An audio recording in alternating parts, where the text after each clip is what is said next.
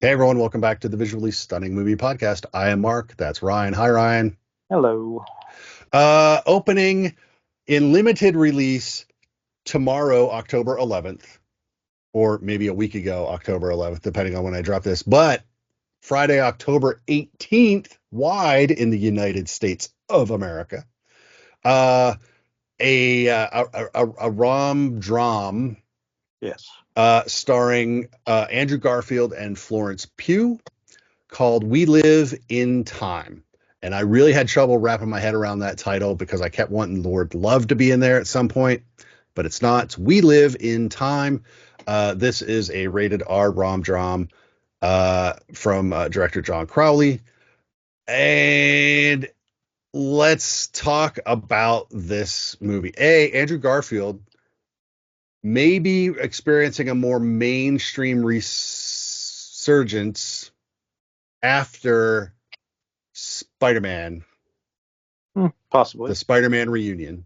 Always working, always doing wonderful work, but not maybe what was expected after his run as Spider-Man, which, is a big deal. Although I think he snuck an Oscar nomination in there somewhere for Hacksaw Ridge.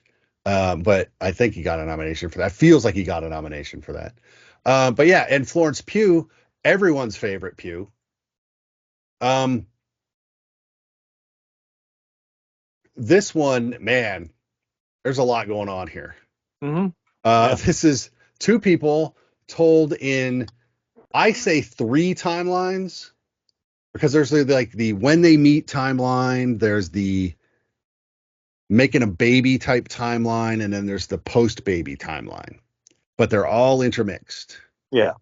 That's fair. So we've got three intertwined timelines of these two, um, Tobias and Almut being Florence Pugh. Yeah. He is he has a lame job. He works for Weetabix Yes. as a data cruncher, basically, ironically cruncher. And she is a chef who's starting a restaurant or wants to start her own restaurant. And they meet in the most rom-com possible way, Sure.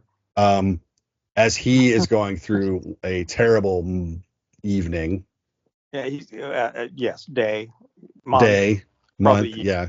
You But could that argue particular day was pretty bad. that. Well, yes. They end up in a hospital. They end up in a hospital, and that's how they meet. Yeah. And then they don't see each other for a while, but one cannot end up in the hospital in those circumstances without thinking they should meet at some point in the future. And they do. And then there's this whole rom-com sequence of their early relationship.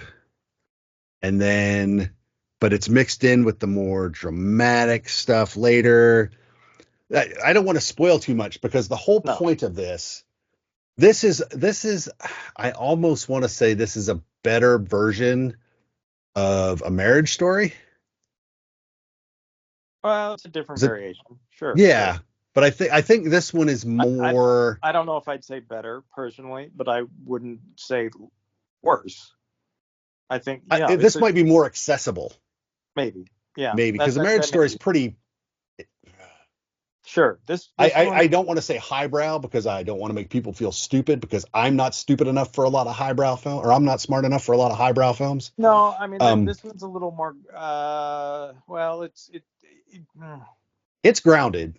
yeah, it is, and but it's. I mean, there's some weight to it as well. Yeah. I same genre, different uh destination. Yes. So yeah, I mean, and we have. This is obviously a film that's focused primarily on the performances of its two main actors. Uh, There are other people in it, but yes. um, for the most part, those other people are not that important, I guess. Um, they're interchangeable, I guess. Although I love Andrew Garfield's character's father, I actually really like the relationship that they have. And we Yeah. don't get a lot. We don't get a lot of it, but the bits that I see, I like, yeah, okay. I like to see a nice, positive, father figure in a film for once, rather than, Well, to be um, fair, the mother figure is absent. well, yes, So yes, there's which changes the parental dynamic quite a bit. But no, but then there's Alma and her family and friends yes, who are much more Andrew Garfield. He's very regimented. sure. But I think He's not like also OCD. he's pretty close. Yeah, if he's not, the whoever was doing the evaluation was like, no, I'm gonna let this one pass. Yeah, But she is very much more, which is weird because as a chef, it is all about control. yeah. But she in her life, she also exudes this air of not like not quite freewheeling, No, but but she's not as she's flexible, whereas he's fairly rigid. yeah. So they're definitely not the same. But they do complement one Yeah, another. I was gonna say, but the it works, and I think it also it's one of those things where you get to see the characters influence each other to probably be you could argue better versions of themselves than they would be without the other person in their life.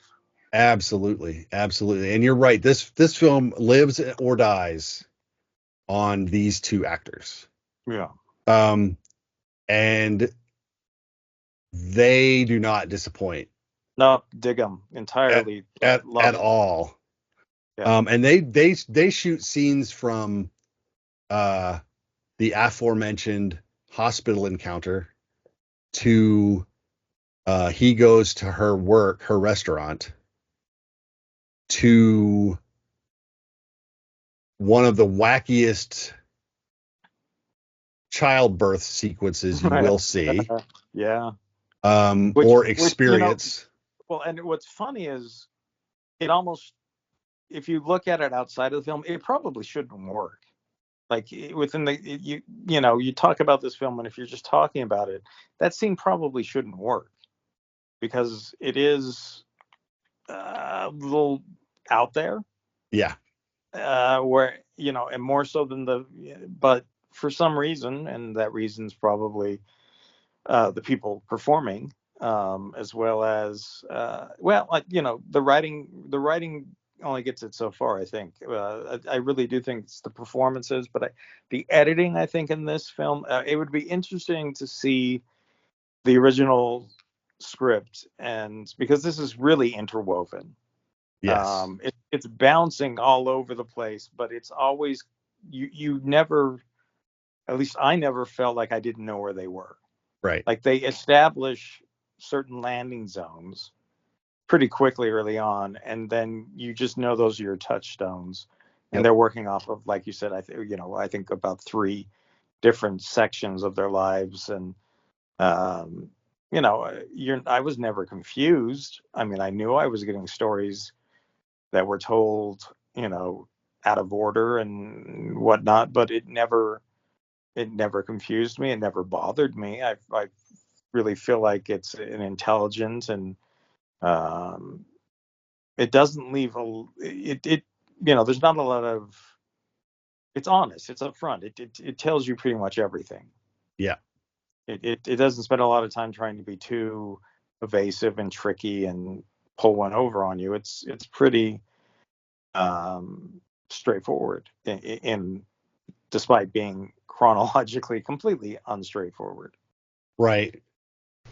Hey everyone, welcome back to season 9 of the Visually Stunning Movie Podcast. If you like what you're seeing and hearing, please feel free to like us, share us, follow us wherever you're listening to us, actually. If you're on YouTube, click subscribe. That would be great. Go to the website at vsmoviepodcast.com, and that will give you links to all of our socials. It'll give you write-ups of stuff that's not audio, but you'll get pretty much everything there. So If you like what you're seeing and hearing, make sure you share it with everyone else. Now let's get back to the show. The those three timelines are super important. The way they're put together is important, so it's edited incredibly well. Yeah. As the childbirth scene, you're right. It just, if you just pluck that scene out and look at it, you're right. It shouldn't work on paper. If you were to just read that scene, it doesn't make any sense. But it's earned through all of the stuff that has led up to that. Yes. You see, if you traipse backwards and you're like, there's never a leap to get to that scene. No. And It's yeah. When yeah, exactly. yeah, it's there are these steps. They're not running steps. They're not jumping steps. There's like, nope, A, B, C, D, childbirth. That childbirth, and you're like, yep, that's how it's going to end up. So it's interesting. We get the drama at the end through her professional career, Yeah. and the personal stuff that's underwriting that. Yeah. Well, Um, I mean, our professional careers have a way of impacting our personal lives in ways that some are positive, some are selfish. But and Well, I and in this case, our personal lives can influence our professional lives, yes, because a decision is made early in this film that is the direct cause of a later incident, but that decision is almost certainly different if these two do not meet. sure. So, I think you say that, but a lot of things, but decisions and yeah, but the big thoughts. one, But yes. No, the there's a big one. well, I think what makes this film interesting is it allows the characters to change their minds over time. Whereas they're not grounded into one thing. Yeah. Experience does take them into different areas and makes them different people than they would have been without those experiences. Yep. And whereas that seems like, well, yeah, of course, that should be how stories work. Yeah, I think it's more evident here because it's done incredibly well, Yeah. So not because it's awkward or anything along those things, but no, it's just not because because it, it's it awkward. works really well. Yeah, it does really work really well. So we live in time. So many ways you can interpret that. Mm-hmm. Uh, they live in, we have three different times that we're looking at. Um, what we experience earlier can change later. But time in this instance can also mean moments. And there are moments in this film where you see choice that, you don't just see someone making a decision, or you see the moment when they realize they have to make a decision. So it's that pre-decision moment. Uh, but there are instances or moments in our lives that influence everything that comes after them. So it's not just, the whole stream of a life. It is these little touch points throughout. Uh, and it's just, this is fantastic. Yeah. I think we all walked out going, this is just fantastic. Well, first of all, we all walked out, wiped our eyes off a little bit, Yeah, acted a little bit. Oh, I didn't cry. Did you cry? Okay, we cried. All right, fine. Yeah. We all cried. But not, I mean, not in a forced way, or not in a. It's one of those films that it earns whatever. I mean, it earns it. It Yeah. it doesn't go for you can't. You cry because you actually feel like you have a relationship with these people, rather than it's just a situation that's you know written up to make you cry. I think it's a combination of a lot of the things that we experience with them, and because these people, Yeah. basically it takes place over a decade, and um, throughout the film, you really get to know these people. You see them change, you see them grow, you get to see them fight, Yep. Up.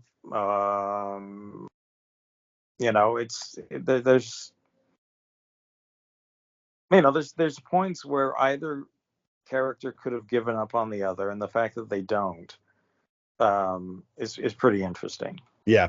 That's It's kind of part of the charm of the film, is that they could have gone different ways at a variety of different points, and you probably would have been like, yeah, that's okay. That's that's justifiable. That's deserved, or that's earned. But the fact that they didn't makes it, I think, a little more realistic. Um, I don't know. I think a lot of us really really liked it, and I think a lot of us weren't expecting to like it nearly as much as we did, which is always a pleasant surprise. Yep. So 100%. I don't Absolutely. know where this is going to rank in my end of year. I think we're getting to the point where we have to start thinking about that, but Yeah. it won't shock me if it ranks really high. Yeah, Uh, this is right now, if I was going to equate it to a film last year, not in terms of subject matter or anything, but just kind of where it might sit as we start looking back at the year. This is kind of like last year's Past Lives, yeah, very much so. which at the end of the year, Utah Film Critics, we kept boiling stuff down and we kept coming back to Past I Lives. I mean, I love Past Lives, and Oh yeah, this is a different film than that, but yes, it's in that sort of ballpark. Um, I don't know that this one breaks your heart, it's it different. breaks it different. It breaks it different, yeah, and the tensions in this one are different tensions. It's a different scenario, but yeah, I don't think Past Lives is a bad touchstone. So Yeah, I so mean, if you liked Past Lives, which you should have, and yeah, I'm just going right, to which tell you you, should have. which you should have. I feel comfortable in actually saying that. I think you'll like this. I think that this is yeah, really talented performances, great direction, great script. This is kind of what as far as indie, smaller, character-driven dramas go, this is kind of what you want.